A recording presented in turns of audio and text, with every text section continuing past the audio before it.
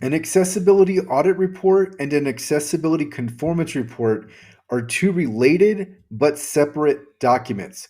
So, an accessibility audit report is what we're going to use to fill in a VPAT. Remember that a VPAT is a templated document. Once we've filled in and completed the document, then it becomes an accessibility conformance report or an ACR. So, we're using the audit report to fill in the VPAT and eventually become an accessibility conformance report.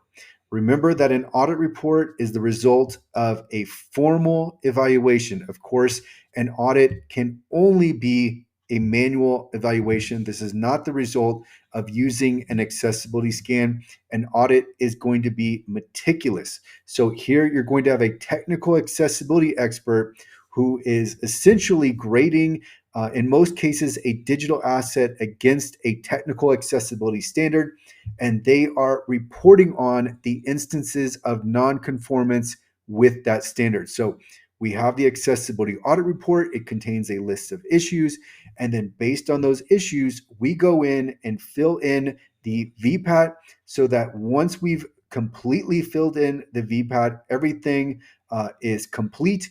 Then we have the accessibility conformance report. Note that audit reports are much more detailed than accessibility conformance report, and audit reports are typically delivered in Excel spreadsheet format. And if you want to see a sample accessibility audit report, you just have to search for accessible.org audit report. Now, on this next slide, I have an accessibility audit report screenshot. So here we can see just how detailed an audit report is. We can see columns for page title, section, page URL, and environment. So here, helping us understand what environment produced the accessibility issue and where exactly is this accessibility issue located. Then we can see the WCAG associated success criterion. Then we can see the issue title, the issue description. There's another column for the applicable code for the issue. Then we have the users affected, and then we have a column for the recommendation to fix the issue.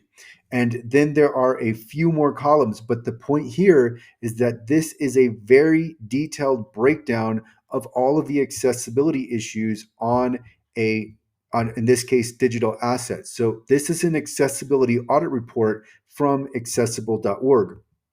Now, on this next slide, I have the accessibility table from a VPAT. So here we can see a very simple table. There are three columns. The first is criteria. In this case, we are looking at the WCAG edition of the VPAT. So here we have these different WCAG success criteria. The next column is conformance level.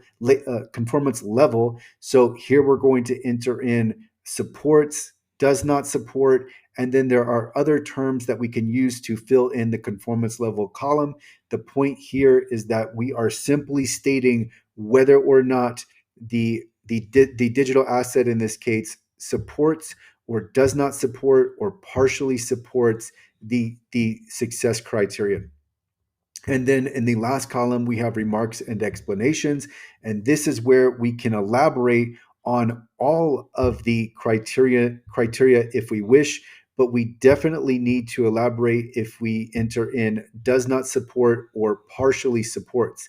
But here you can see the real difference in that the accessibility conformance report, after we filled in this table, it's only going to provide us with a certain set amount of information. So it's like the quick takeaways, but it's definitely not going to go to the level of detail that we can find in the accessibility audit report. So think of a basketball box score. With a box score, we can look at the points, the rebounds, the assists, the steals, the blocks, the turnovers, the field goals, etc. So we can find all of this information. Think of that as belonging to the accessibility audit report.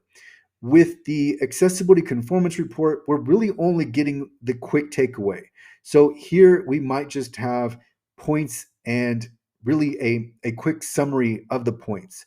So my point with all of this being that the accessibility conformance report is not nearly as detailed. This is giving us the quick takeaway. Are we conformant or are we not? And if we are not conformant or if we are partially conformant, then provide us more details to tell us exactly what's going on with this success criterion. And so that is what's in play here with an accessibility audit and an accessibility conformance report.